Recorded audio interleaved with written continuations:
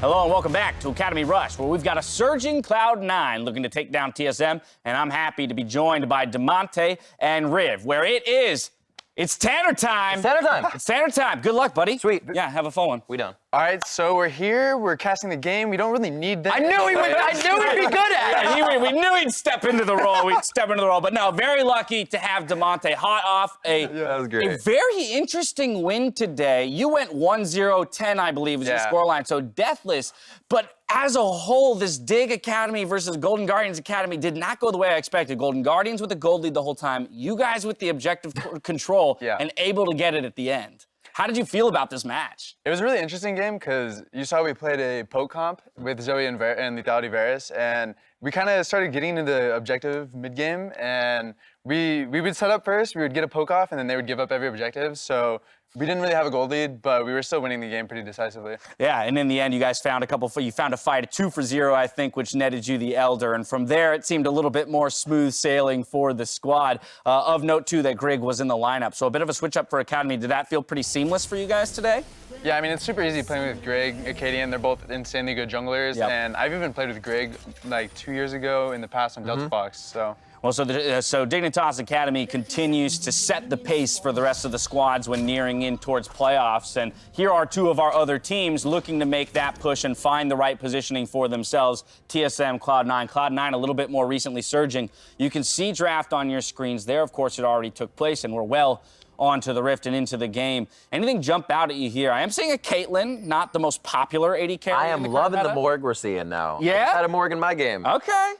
And Ziggs, now Ziggs is in the mid lane here. It was in the bot lane in another one of our Academy games today as well. All Tech was playing that Cassiopeia. So I find it very interesting that the Academy teams seem a little bit more willing to play around with the mages right now, just picks in general, than some of the LCS teams. Yeah, I feel like a lot of the LCS teams are going for safer stuff almost, and you see a lot of the Academy teams pull out new champions, which I think is really good, honestly. It shows that a lot of the Academy players are willing to try new stuff rather than just play safe, you know? A little bit of a testing ground in some senses then for the LCS squads, right? They can watch this and without, maybe handing away a victory in the LCS, start to understand the value of some of these champions on Summoner's Rift. So I'm excited to see how all of these lanes interact. In particular, I believe King has really been performing well in recent weeks. A pop-off just last week. We'll see if they can take advantage of the range, that they have down there in the bot lane. Yeah, that guy is really good. King is one of the best ADCs in the league for sure. He played at Worlds last year, so every time he's in the game, you can definitely feel his presence. What do you think makes him so good? Is there difference between each one? Or it's just kind of he knows the CS, his fundamentals are really good? Yeah, I think what makes players good is they're just consistently in the game and strong, Like, sometimes I'll play versus a player and I don't feel his impact on the game, I don't feel his weight in the game, but let's say I play versus C9, I really feel that King is in the game, I'm always worried like, oh, I have to kill this AD carry or the game might be tough. Yeah, that's what we like to hear. That's high praise right there for an ADC import from OCE. You mentioned he's been to World, but now in a bigger region here, looking to kind of stack up against this talent, improve himself, maybe make another trip to the World Championship, this time representing a North American team. That's what we'd like to see. So besides obviously being a high caliber player, what is that kind of thing when you're in either in solo queue or in game when you can be like, oh, I identified that guy knows what he's doing? Like, what is that for you? Sometimes I'll just get into a team fight and they just don't make silly mistakes, I guess. Sometimes, since I've been playing Academy this split, every now and then I'll see a player make some really, this is pretty close. Looks like Caitlyn Morgan is already doing their job, which is perfect for the blue side comp, or red side, sorry. All right, 2 summoners for 2 summoners, so we're even, although those summoners blown are a little bit different. A lot of pressure onto Treats with the Ignite dropping down from Diamond. Really starting to abuse and get that lane presence. We'll see if Jarvan maybe makes a visit to the bot lane based on the health bar of Treats. Also, if they're doing fast Senna. He's heading that way. Yeah, there's no CS for Treats there. Can't even pick it up with the aggression. The root lands. Oh. Boom. That's the easiest first blood of your life right there. Super simple. Just walk in and snag that one, and Nori's gonna feel good. Jarvan, especially in the Lee Sin matchup, to get an early 400 gold. It's gonna be a sweep back here at 4 minutes into the game. There's nothing more you could ask for as a jungler on the red side team here. You drafted Caitlyn Morg, and they won their lane before 3 minutes, and then you come through, kill the flashless Nautilus. This guy's happy. We have done everything we intended to do. Okay, so given that TSM already knew this bot side matchup was going to be tough for them, particularly in the laning phase, what's the call? Is it, all right, you're totally on Survivor Island here, the two of you just, hold the turret as long as possible. I, as the Lee Sin, am going to have to try and get things done elsewhere, or are you trying to salvage this lane?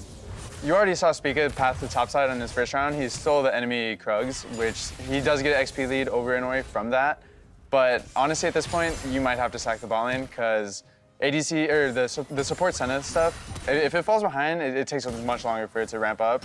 So honestly, you can already see the wave here is really messed up for the blue side. Right, and pushing away. Lee Sin is, you see he's on Grump, so that means he's jungling from side to bot side, so he is actually planning to help his bot lane here. Also, these wards that they're able, C9 is just kind of in their head right now.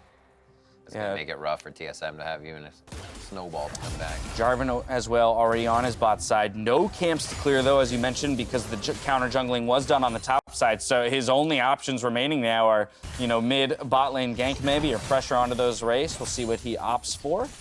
Could be a Dragon Timer too, but it looks like he's opting in to go mid since they lost mid pro. But since bot lane is already winning, it makes Dragon really easy to play for.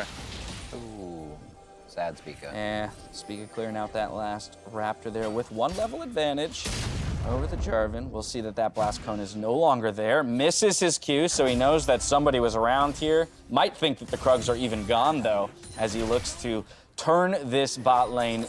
That's actually super troll by Inori. Oh, the back didn't complete on Jarvan. He's coming in through a pink ward here. Let's see if C9 can salvage the play. Both TPs coming from the top lane area.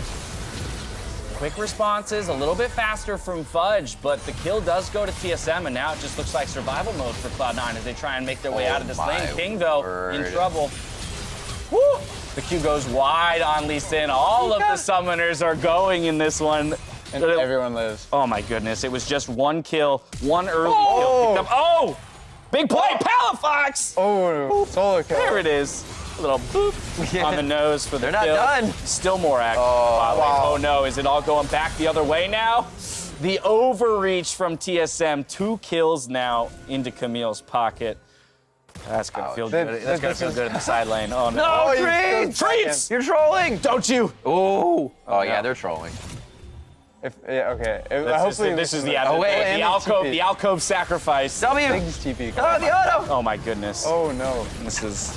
And they get us all and teleport. This is when you go and comment and say, oh, it's all right, guys, but everyone knows it's really not all right. Yeah. This is so not all right. 2.3K gold now, 5-1 in kills at 7 minutes. That initial play, that initial look from TSM, we're gonna take another look at it right here. This was good. It's almost like you just have no damage on loss right now. And they just got hyped by the momentum shift, I think. From this moment, they think they have the upper hand and they overreach. Dofla played this perfectly too. I don't even know how he landed this W on Caitlyn there. It was through the minion wave. Yeah, that was just the edge, yeah. This miscue here from Spica's gonna hurt. That would have been another kill onto Fudge. And Fudge will be the person who ends up with the double kill on the back end of all of this. Yeah, so we saw the kill mid. What did they do? Oh, it's a huge wave. Yeah. Thank you for the fast forward. They think with the 4v3 and the wave they can do it. That's just not a play they can go for. Yeah, they just had to reset the fight. They probably felt a bit sad committing so much and not getting anything, so they got a bit desperate. All right, well this one already seems like the snowball has started for C9. Yeah. Now it's about how can they do it in a way that gives us confidence. Say, for example, that C9 could challenge a team like Dignitas, right? They're the ones chasing you at the moment. So I want to know kind of what a clean enough win would look like here that might maybe make you shake in your boots, my friend. Ooh, flat. Well, Demonte's like, there's nothing. There's nothing. No, actually, I don't think that's too true. I actually think C9 Academy is an amazing team. Okay. They're one of our main scrim partners, and we go even all the time. Really? Yeah. So, honestly, this game, it should be super simple for them. Oh, yeah, look at that. From bad to worse for Team Liquid, or not Team Liquid, TSM, my bad. It's just gonna be a dragon stack, and they're gonna get bot tier real soon here. Rift Herald, wait, they already got Rift Herald? Wait, where is it? Oh yeah, they already got Rift Herald. There it is, they already picked it up. Now in the mid lane, and the dive. Oh my goodness, this is starting to look like LCS C9 territory in terms of gold lead and advantage. It's open. I love that they're playing the Kate Morgana bot lane. It's like, Usually you never just see binding trap simple plays in pro or semi-pro play, and they're just like, yeah, by the way, this still works here. Remember that first blood? That first blood was just because the binding hit. And so Jarvan had permission to get a free knockup and a first blood. I mean, that's how it all started. Every time you see Aphromoo bring back Morgana, that game usually goes really well for the team because nobody's respecting the range, you don't respect the fog of war, and you just get nailed by binding over and over. Let's see, if I'm really reaching for a win con here for TSM, I think it's got to be Dokla in the top lane. It's going to be tough because he's already against this 2-kill Camille. He did build a small CS lead for himself. Mechanically, he looks on point right now on the Aatrox, so maybe he can make a miracle happen. I was gonna go for the probably 60-minute Ziggs game. Oh, okay, all right, we wave cleared for days. Okay. We need Loud Immortals on Cho'Gath jungle, so you have another beef. Oh my word, what a team. That's funny. Yeah, but that's where, you're looking to wave clear. C9's like, they're already like very happy. They've got this long range 80 carry who can somewhat safely attack the turrets. But you are right, Ziggs can be a game changer. I'd like to see them start the Dragon soon. Yeah, a little odd that we've just crested the 10-minute mark. I realize there's been a fair amount of action. They already did take down that Rift, but you would expect to see a team with this much control to even solo out that Dragon while bot lane has priority, but another fight. Oh my god, Black Shield is so strong in the games I've seen it recently. It just denies everything you want to do. I mean, not even close. I was gonna say, with the goal disparity between those 3 members, right, on the bot side, there's no way that skirmish goes the way of TSM unless Cloud9 literally misses every skill shot. Yeah, they're up 4.2 thousand gold already. The margin for error, I think that's something that maybe isn't appreciated by newer or more inexperienced players sometimes, of like the gold advantage in a lot of ways, the item advantage that you have just increases the margin for error that you're allowed to have when executing any play. You can miss, an entire spell and still out damage your opponent. Yeah. Who would you say, like you should get like your team or in a league if you actually have an idea of either league, who's the player with the best idea of when you're ahead or when you have like a gold advantage? Because obviously you can tell if you have like 4 turrets. But who's that player that can be like, we're definitely ahead? Like, well, I think today's a great example. You guys were down in gold, but it seemed like you understood that you still had some semblance of control. So who on the team is identifying that at any moment? Well, for our team, since we lost Acadian, he got promoted to main roster. He was doing a lot of the shot calling for us, just making sure we're all on point and we all know what we're playing for. For sure. And now that he's gone, I think everyone is kind of stepping up in their own ways. Okay. I think me and Ole in specific are kind of taking more charge of the team. Cool. So, if you were talking about just our team or other teams too? Yeah, wherever the answer comes from. It doesn't have to be everything. I actually think Golden Guardians Academy, just from scrimming them a lot, we struggle against them when they get a lead because they play pretty.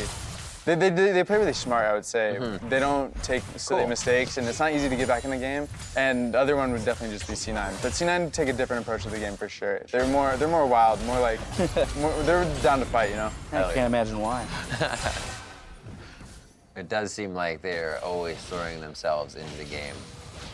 Right into fights. Once again, both junglers find themselves on the bottom side of the map. Ooh. Oh, wow, with the flash on that, Fudge. It's like 2 screens away, man. What are you gonna do? That's so what a tough. disaster. Yeah. I mean, just intelligent play with all of the lane control that they have. You had the pushing on the top lane, realizing he didn't have the health to contest the Aatrox in a 1v1, says, where else can I be useful on the map? Hey, mid lane, that's a free kill with my CC. Gonna take that and back. Syndra will go cover the top side while Camille is now free at half health with no opponent in the mid lane. This is beautiful. I really like that there's a lot of these imports in Academy, especially the ones from OPL, like the top ones, like Fudge, King, Triple. They all played on the same team, I believe, Mammoth or something. Yeah.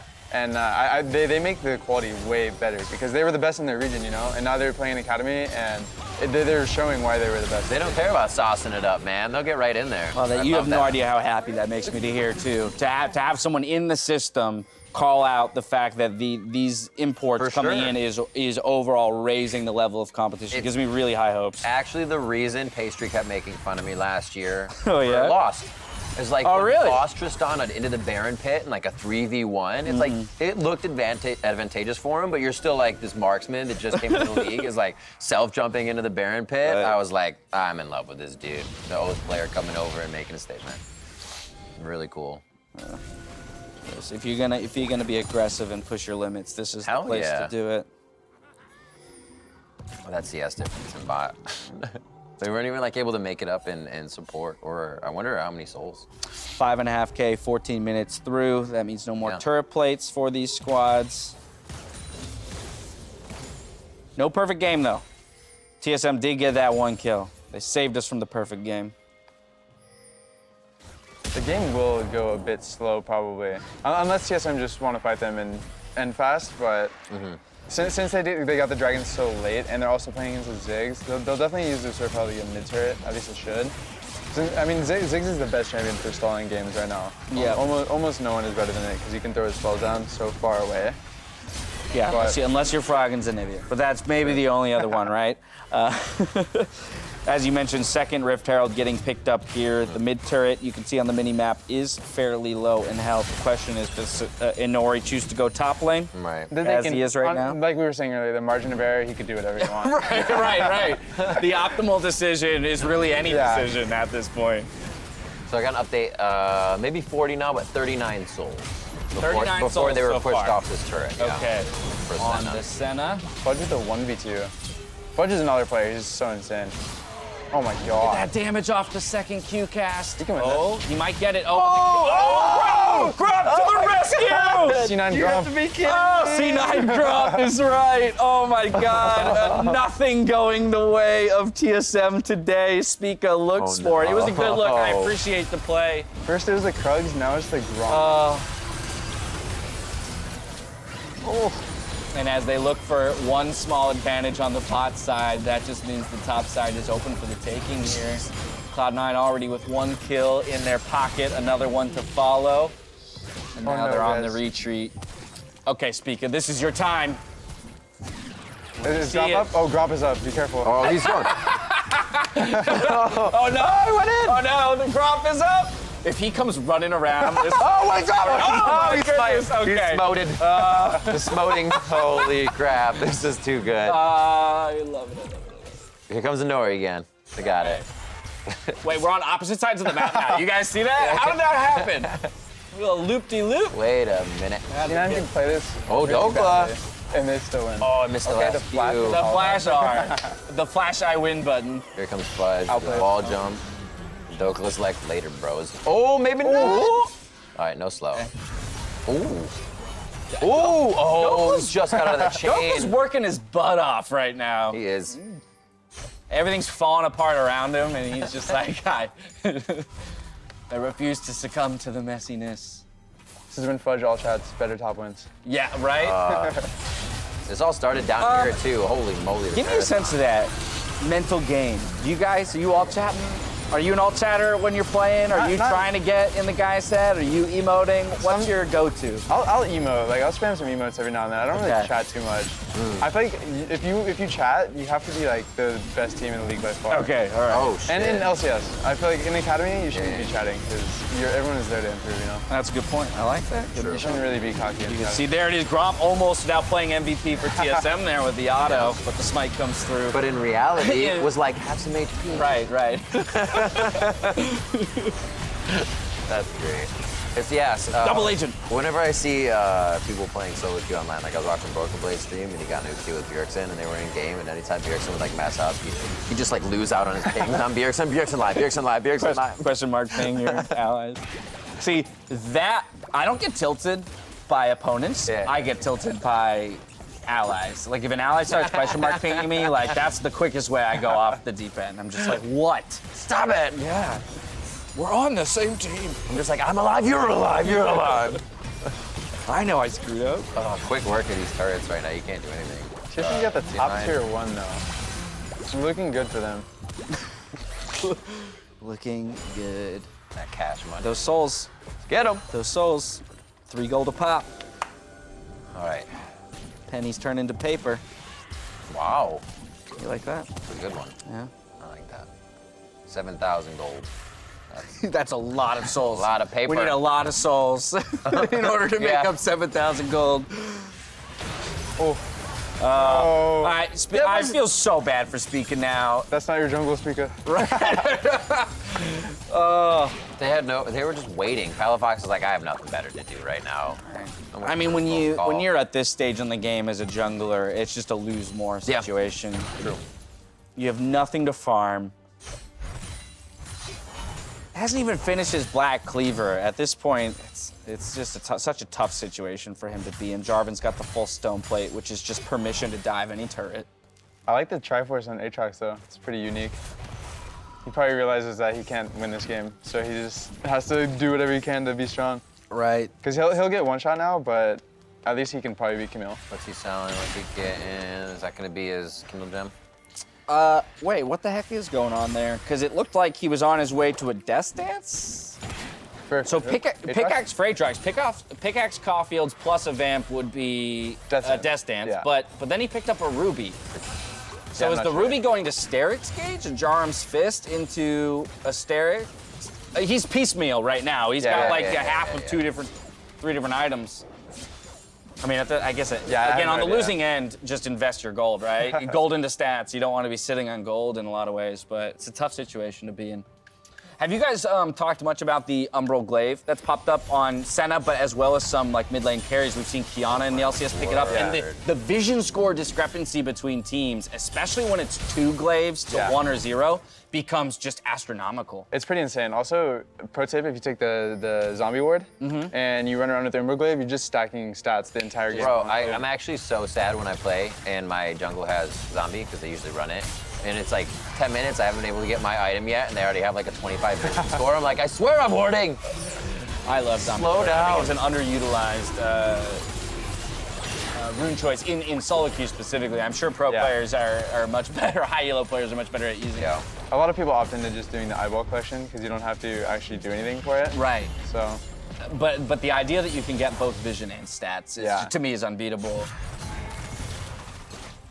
Oh, he knows he's getting chased. Yeah, he knows he's about to get flanked, so he was just looking for the one play on the He's like, give me 100 gold. This is your time, Dokla. 1v5. This is it, the 1. This is the Triforce. Final count. Oh, they're gone. No. Somebody bumped into my table. Okay, so he did go for the Jarums, so he is kind of piecemealing Asterix together and just sitting on the Caulfield, wanted that cooldown. 5-0-1 Syndra in the mid lane, 700 gold shutdown. Oh, we saw AP Nautilus in the LCS, except I had a proto belt. Oh, you rushed. Oh, you thought, but in the bot lane, Yeah. That's really sad that he had to rush Zonya. It's actually so sad. Doing what he can.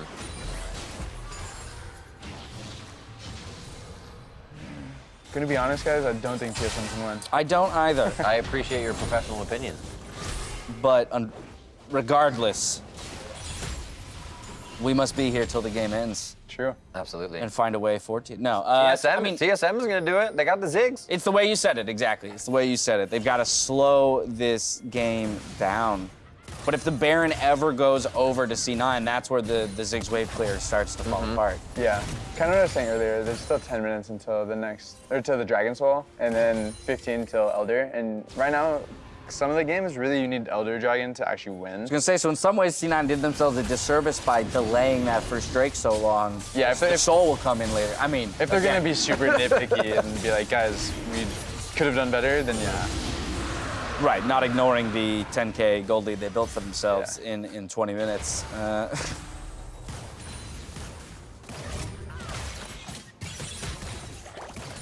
With that dragon picked up in 5 minutes, more till the next one, I expect, as they are doing right now, to transition all their vision to the top side of the map, kind of wrestle control of the blue jungle away. Another blue buff. A little refresh for Palafox before the first one even goes down. Like that cheeky blue ward, or pink ward rather, from the blue team. Their only source of vision around Baron.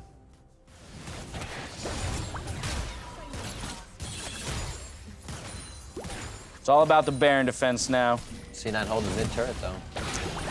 Taking a cue from their LCS squad. I don't know if we ever looked up what the Academy, obviously they've lost 4 games. So I'm willing to bet their mid turret went down. But not through mid. If it always was through a side lane, that'd be great. It'd be funny if you actually took a side lane and the other turret got stronger or something. You see that Ziggs ult to go check Baron right there? That's how scared TSM is. They won't even approach the jungle. They know that they'll get dumpstered in a fight, so it's just gonna be ranged abilities, maybe a blue trinket. Not even a blue trinket on the team, though, to check it out, so. Well, they take a crap load of damage. C9's got to be careful at this fight, because the AoE coming in from TSM could definitely sting as well. Yeah, I mean, we've already kind of... Oh, boy. The root? Oh, no. Now the zone. Oh, no. Trap underneath. Yeah. It's a root. Oh, my word. Oh, my word. what? Palafox. Great. Nori. Palafox is a monster. That's that go button. You That's talked about the flash aggression. ult. Woo. There's some low health bars there. Oh my Go God. for His dunk was time. Oh, but that was a good stopwatch from Diamond. Dang it. No, we hyped it up Oh, he's only still for it going? to get ripped out from underneath us. Because he can't damage them. He does. His autos almost don't do anything. Oh, That's unfortunate. there it is. Wow, this is the biggest stomp I think I've ever seen. Ace in the Baron. Ace in the Baron. That it is. This is very lopsided. It's a very good look for Cloud9 to draft aggressively in the bot lane and then to follow through on that aggression so early on. You know, we kind of talk about how dire it looks for TSM. I do think we should actually, you know, as well give the credit over to C9 for making it look this dire. Yeah, their skirmishing was super good early game. And just DK and Morgana did their job from minute one. Ooh. Just all forward, total permission to keep pushing. This was this moment of hope right here as Dokla hits the 3-man, but Not quite. not quite. Again, you can see if that gold lead was half of what it was, right? Maybe there's life in that fight for TSM. Maybe there's no gold for stopwatch, just anything. Yeah, exactly, right? And it's just all those little factors adding up into what looks like such a dominant victory. 1-0-14 on Inori, 15 kill participation out of the 21 for the squad as Dokla gets picked up again. 8-0-3 on the Syndra in the mid lane. That's an 11. KDA to match yours from today. Yours is a little bit more assist heavy. Granted, you were playing the Zoe, he's playing the Syndra. Because I have Phoenix on my team. Is that what it is? I gotta give Phoenix some kills so he gets happy. What's that been like for Phoenix in the transition? And we haven't really spoke to any of the players around him so much. It's been really good. I think he belongs in the ADC role, if I'm being honest. Oh, Like, no. Does he think that? Is he like, I wasted 5 years of my life playing mid when all along I was a better AD carry? I don't know exactly what he thinks, but I think he enjoys it a lot because when you're playing mid, especially current meta and like how the game is forming, mid is kind of being more of a supportive roaming style at the moment. And for ADC, all your job is like be strong. It's always carry. It's like be strong, be strong, do damage, and like Phoenix is the god of doing that. That's so good. He just, I don't know. He's one of the best ADCs 10% I've of ever his played. brain is he's in there. I love it. I always wonder though, like with certain pro players, who they're like, I started top laning when I was playing, and I've always been a top laner. I'm like, you've never tried another role? What if you're secretly the best jungler in the league? You know, like, oh my goodness. This is the, looks like the finality of it here for Cloud9. Yeah. They mount the siege on the Nexus turrets. TSM will do their best, but the kills start to come through. I was looking at the picks and bans there as it came back up. It first picked that Senna, so maybe they're saying, oh, it's a support. It's the fast Senna. It's You the have beast the option Senna, flex, and then although you with the changes in 10-14, she's almost entirely. And it was only a Phelios ban from Cloud9, so I'm interested to why that pick was. I mean, we know it's a crazy strong. They can get there. It's a crazy strong pick, but that's where I love the response from C9 saying, "Cool, you want to kind of take a back seat. You want to play it cool in the laning phase. We're not gonna let you. Right. We're gonna apply the pressure." It's a really cool response to what has become such a popular pick in the bot lane alongside. Oh, There's a solo kill for the Ziggs. hey, we're back in it. Shutdown. We're back in it. Oh, boy. Yes. This is the hold. So wait, none of them have Baron now, which actually makes Ziggs' job a lot easier. Crazier things have happened in This League is of Pauly Legends. Ziggs. Pauly Ziggs. Spam chat. Who is your player of the game? Spam it. Ooh, it's kind of hard. Who do you got? That's actually a tough one. Who would you give it to? Palafox is really smurfing, but He is. But this is a big team effort. It feels like he's smurfing post early game dominance, right? Which was all done by other people. Like I'm looking at Inori in the bot lane. Diamond hit that binding. Diamond hit that binding early. You had Fudge getting the double kill off of the overreach. It's a really tough call. It's a really tough call. I think all 5 deserve it. All right, there you have it. Everybody, yeah. There it is. There it is. Split the award into 5 equal pieces and hand them out. They all get like one limb of the statue. Yeah, 1/5, 0.2 of a player of the game. Well, lots of farm now for TSM. What's the level difference now? 14 to 12 in the jungle. Actually, they're catching up to the solo lanes. It's taking 4 people to clear a singular bot wave, though, which just again speaks to how far behind they are in items and power. He's got Dusk and Glaive now. That's an accurate statement. I'm sorry, I didn't mean to be so dismissive of that comment. There it is. Kalen ult coming through for King. This is somewhat of a walk-in victory here for Cloud9. They put the finishing touches on it. Tokla's doing everything he can. The one-man army, can he do it? The heals are... Nope. Well, they got 1 kill a minute. That's very impressive. Whoa, that's true. 30 kills racked up for C9. 1 kill a minute. A very bloody game as Cloud9 Academy moves to now 9-4. I believe just like a game behind you guys. So very, very close in the standings, which makes for an exciting push towards playoffs in terms of the top 2 teams. And then you've got that whole pack of middling teams all about 1 game separation, really trying to duke it out in order to slot in.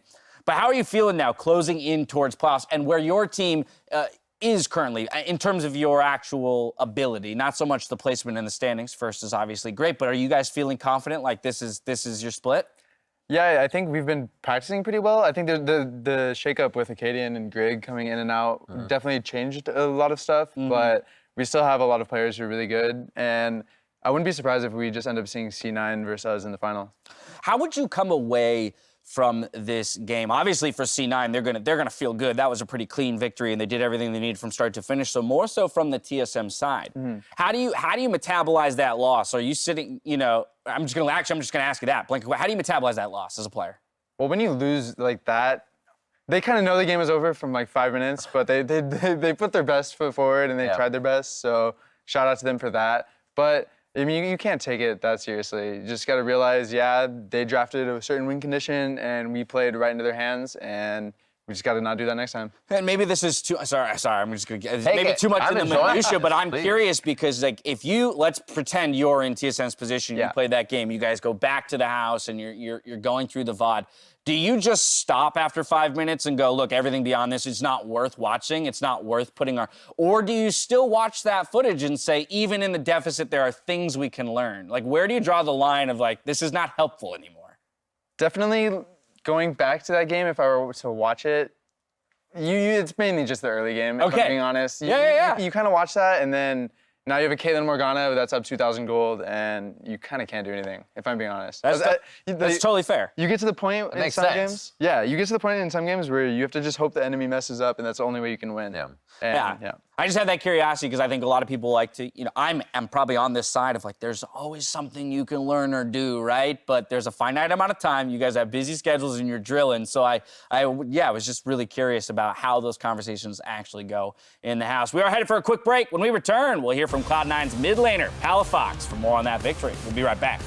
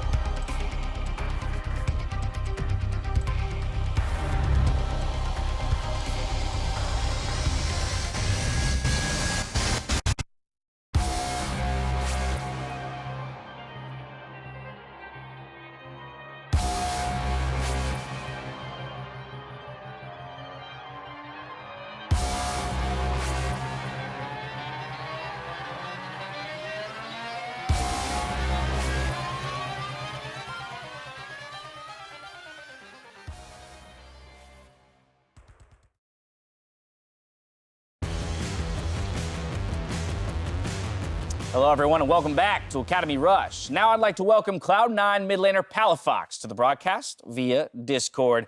Palafox, how you doing, man?